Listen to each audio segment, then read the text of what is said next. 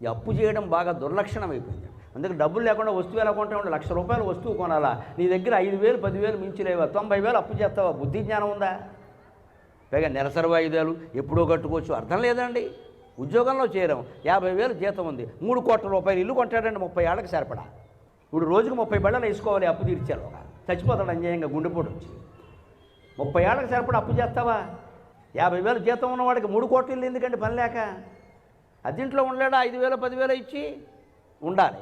నిజంగా 3 కోట్ల ఇల్లే నీకు కొనాలంటే 2 కోట్లు నీ దగ్గర ఉండాలి, క్యాష్ ఉండాలి. లేదా ఉన్న ఆస్తి అమ్మినా 2 కోట్ల పైన రావు, అప్పుడు నువ్వు అప్పు చేయి. 30,000 లేవు, 3 కోట్లు అప్పు చేస్తాడు.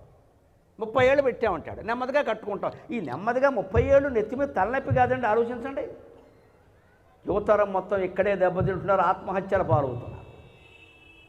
పైగా ఏమిటి, ఈ యథ ఉద్యోగాలు శాశ్వతం కాదు. పూర్వం పోస్ట్ మ్యాన్ ఉద్యోగం వచ్చినా సరే చచ్చే వరకు ఉండేది.